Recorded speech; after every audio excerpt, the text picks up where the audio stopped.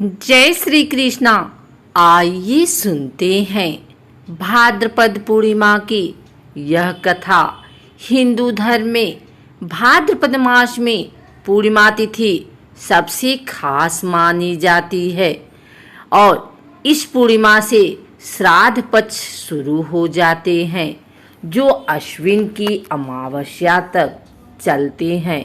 केवल यही नहीं बल्कि इसी तिथि से लोग अपने पितरों को याद करते हुए उनके प्रति श्रद्धा प्रकट करते हैं। इसके अलावा आपको यह भी जानकारी दे दें कि इस तिथि को श्राद्ध पितृपक्ष का हिस्सा नहीं माना जाता है।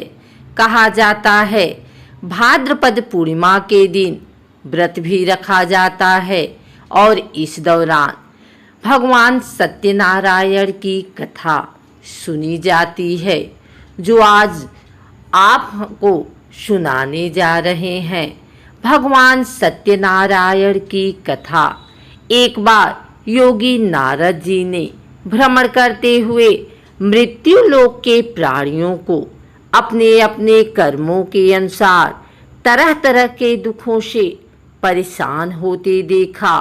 इससे उनका संत हृदय द्रवित हो उठा और वे बीड़ा बजाते हुए अपने परम आराध्य भगवान श्री हरि की शरण में हरि कीर्तन करते क्षीर सागर पहुँच गए और स्तुति पूर्वक बोले, हे नाथ, यदि आप मेरे ऊपर प्रसन्न हैं तो मृत्युलोक के प्राणियों की व्यथा हरने वाला कोई छोटा सा उपाय बताने की कृपा करें।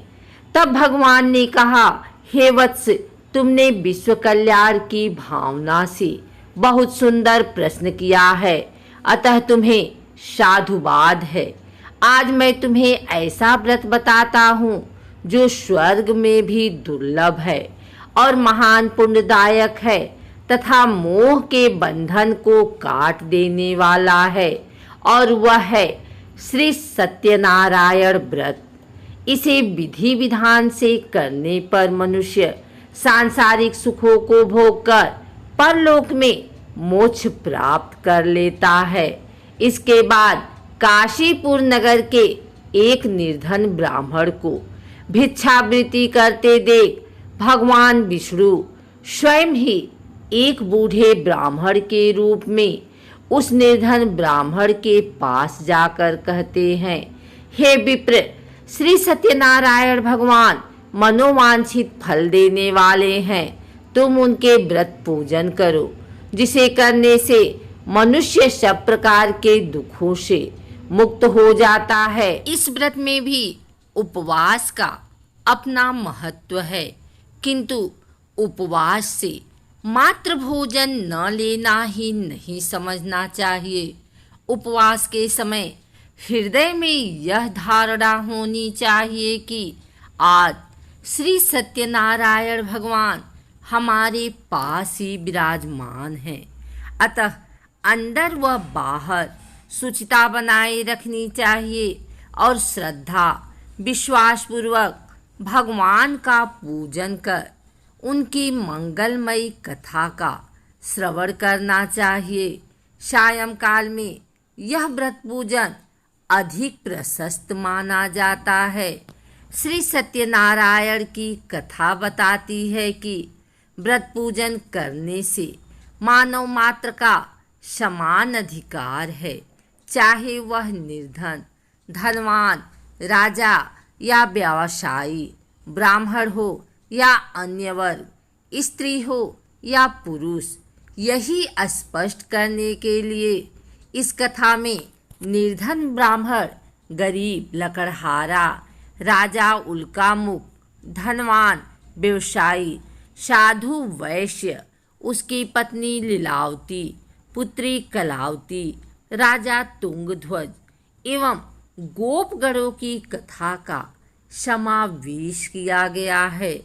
कथासार ग्रहण करने से यह निष्कर्ष निकलता है कि जिस किसी ने सत्य के प्रति श्रद्धा विश्वास किया, उन सब के कार्य सिद्ध हो गए।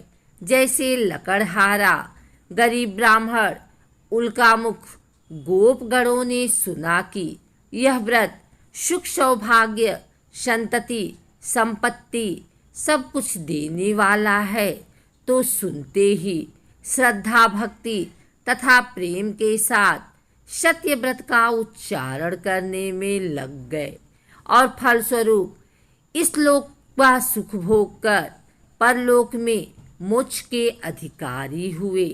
साधु वैश्य ने यही प्रसंग राजा उल्कामुख से विधि विधान के साथ सुना, किंतु उसका विश्वास अधूरा था, श्रद्धा में कमी थी। वह कहता था कि संतान प्राप्ति पर सत्यव्रत पूजन करूंगा। समय बीतने पर उसके घर एक सुंदर कन्या ने जन्म लिया। उसकी श्रद्धालु पत्नी ने व्रत की याद दिलाई तो उसने कहा कि कन्या के विवाह के समय व्रत कर लेंगे। समय आने पर कन्या का विवाह भी हो गया, किंतु उस वैश्य ने व्रत नहीं किया। वह अपने दामाद को लेकर व्यापार के लिए चला गया। उसे चोरी के आरोप में राजा चंद्रकेतु द्वारा दामाद सहित कारागार में डाल दिया गया। पीछे घर में भी चोरी हो गई। पत्नी लीलावती व पुत्री कलावती भिक्षावृत्ति के लिए विवश हो गई।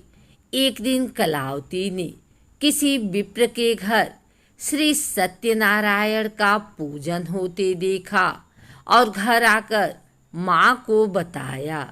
तब माँ ने अगले दिन श्रद्धा से व्रत पूजन कर भगवान से पति और दामाद के शीघ्र वापस आने का वरदान मांगा। श्रीहरि प्रसन्न हो गए और स्वप्न में राजा को दोनों बंदियों को छोड़ने का आदेश दिया। राजा ने उनका धन धान्य तथा प्रचुर द्रव्य देकर उन्हें विदा किया। घर आकर पूर्णिमा और संक्रांति को सत्यव्रत का जीवन पर्यंत आयोजन करता रहा। फलतः सांसारिक सुख भोग कर उसे मोक्ष प्राप्त हुआ। इसी प्रकार राजा तुंगध्वज ने वन में गोपगणों को श्री सत्यनारायण भगवान का पूजन करते देखा, किंतु प्रभुता के मद में चूर राजा ने न तो पूजा स्थल पर गया और न दूर से ही प्रणाम किया और न ही गोपगणों द्वारा दिया प्रसाद ग्रहण किया। परिणाम यह हुआ कि राजा के पुत्र धन धान्य अश्व गजादि सब नष्ट हो गए। राजा को अकस्मात यह आभास हुआ कि विपत्ति का कारण सत्यदेव भगवान का निरादर है। उसे बहुत पश्चाताप हुआ। वह तुरंत वन में सत्यनारायण भगवान की पूजा करने गया और गोपगणों को बुलाकर काफी समय लगाकर सत्यनारायण भगवान की पूजा की। फिर उसने उनसे ही प्रसाद ग्रहण किया तथा घर आ गया। उसने देखा कि विपत्ति टल गई और उसकी सारी संपत्ति तथा जन सुरक्षित हो गए। राजा प्रसन्नता से भर गया और सत्यव्रत के आचरण में निरत हो गया तथा अपना सर्वस्व भगवान को अर्पित कर दिया। श्री सत्यनारायण व्रत से हमें शिक्षा मिलती है कि सत्य रूप ब्रह्मा जीवात्मा रूप में हमारे अंदर विद्यमान है। हम सब सत्य के ही स्वरूप हैं, पर माया के वश में आकर नष्ट होने वाली वस्तुओं को संग्रह करने की सोचकर संसार में मग्न हो रहे हैं।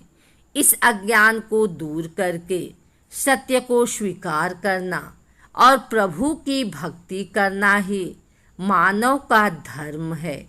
यही सत्यनारायण व्रत और कथा का सार है।